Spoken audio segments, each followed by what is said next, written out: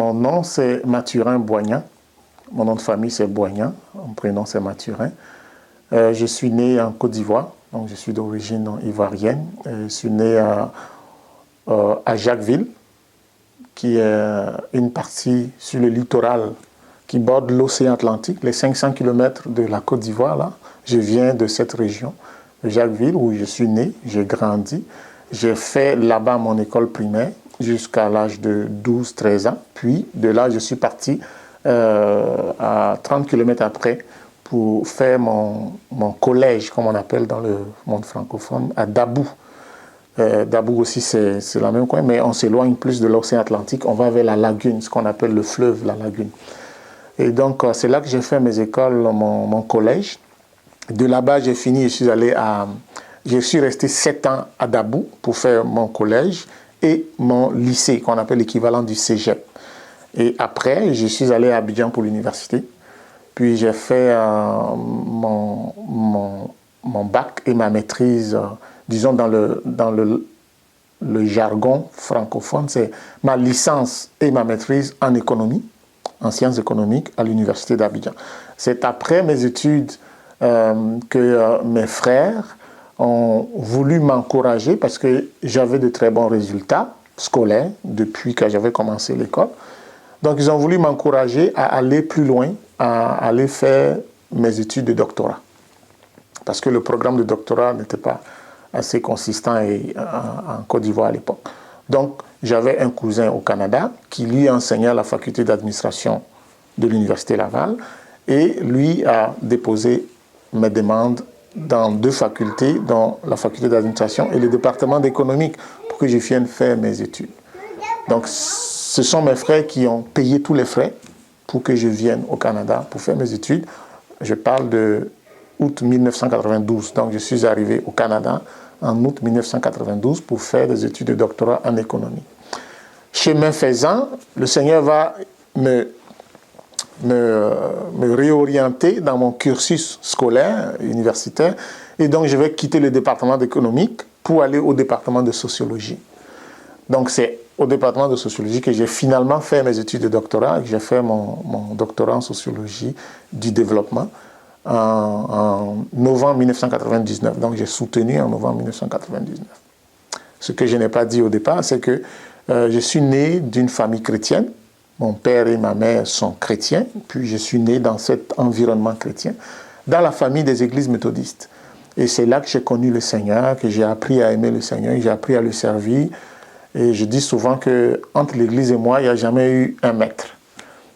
J'ai été toujours dans l'église, je suis né dans l'église, j'ai grandi dans l'église, je suis resté dans l'église jusqu'à ce que je quitte l'église en Côte d'Ivoire pour me retrouver au Canada. Et donc, arrivé au Canada, j'ai fait mes études en sociologie, comme je venais de le dire.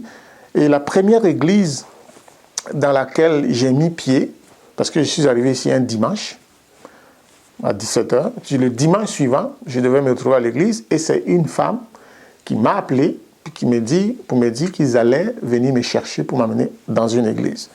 Cette femme-là est devenue ma femme par la suite. Celle-là qui m'a appelé, Dieu a fait en sorte que ce soit la femme qu'il avait pour moi. Et donc, l'église dans laquelle je suis allé la première fois, je pense le premier dimanche du mois de septembre 92, c'était l'église évangélique, à l'époque Belvédère, de l'Alliance chrétienne missionnaire. Je ne l'ai jamais plus quittée, je ne l'ai plus jamais quittée. Elle est devenue plus tard église évangélique du Berger. Mais je ne savais pas que j'entrais dans cette église pour devenir plus tard ce que je suis devenu aujourd'hui. Donc j'ai fréquenté cette église depuis que je suis au Canada. Quand les gens m'ont demandé un jour pourquoi l'Alliance et pas une autre église, j'ai dit certainement parce que c'est l'église la première dans laquelle j'ai mis pied et on m'a appris à m'attacher à l'église que j'adopte la première fois, surtout si l'évangile est prêché dans sa vérité. Donc à me promener, non, ce n'était pas l'éducation que j'ai reçue. Donc je n'ai pas trouvé d'hérésie, des choses contradictoires qui font que je me mette à chercher. Donc je suis resté. Ça aurait pu être une église baptiste. Je serais probablement resté, mais ça a été l'Alliance. Mais Dieu avait son plan.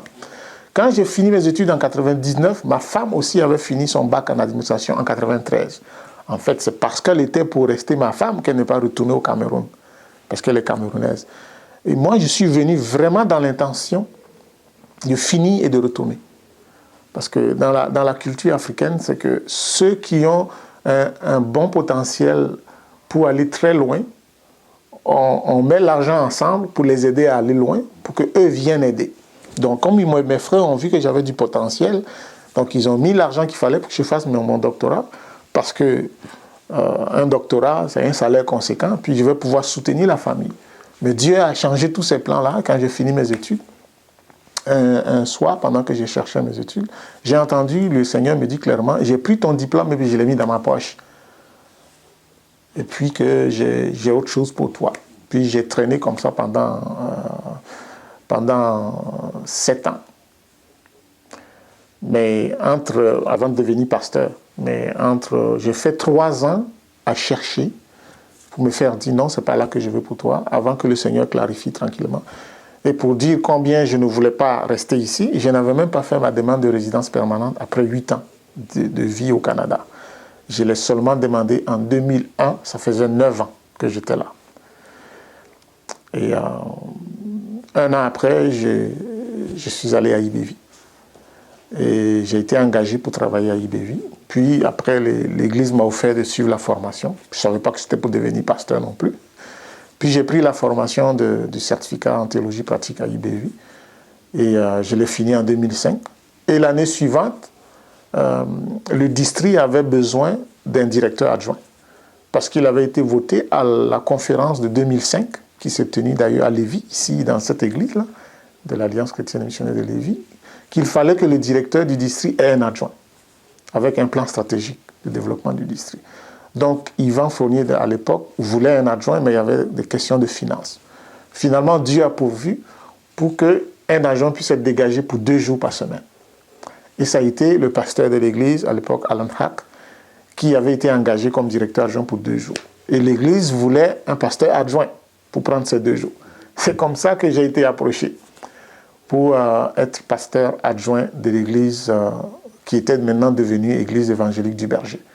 Donc j'ai accepté ce poste parce que l'appel de Dieu était assez clair pour moi et pour ma femme.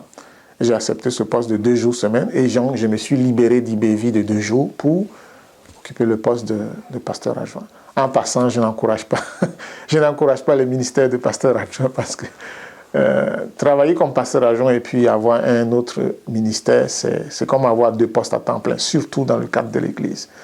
Donc j'ai fait une expérience d'1 an et demi, et très enrichissante, à travailler avec un autre pasteur. Le problème n'est pas là, mais le problème c'est que tu as l'impression que tu as deux emplois à temps plein. Et en 2000, vers la fin de 2008, il s'est trouvé que le district avait les moyens d'engager le directeur adjoint à temps plein. Puis la chose s'est précisée en janvier 2008. Donc, Alan Hack devait partir pour le district à temps plein. Et donc, tout naturellement, l'Église m'a demandé de continuer ce que j'avais déjà commencé comme adjoint. Et c'est comme ça qu'en fin février 2008, je suis devenu le responsable pasteur à temps plein de l'Église évangélique du Berger. J'ai sauté beaucoup de petits détails, mais quand je pense à mon histoire, un texte dans les Écritures, c'est dans l'Ancien Testament, lorsque Dieu demande à Josué, qui vient de prendre la relève de Moïse, Dieu lui demande d'envoyer 2 espions à Jéricho pour espionner le pays. Puis on s'entend que quand on espionne un pays, c'est pour mettre en place une stratégie de guerre. Ce qui me frappe, c'est que quand les 2 espions sont revenus, et quand le peuple d'Israël avec Josué sont allés à Jéricho pour prendre Jéricho, ça n'a jamais été le résultat de l'espionnage. Dieu avait un autre plan pour délivrer Israël, pour donner Jéricho à Israël. Par contre, l'espionnage était pour la délivrance de Rahab et de sa famille.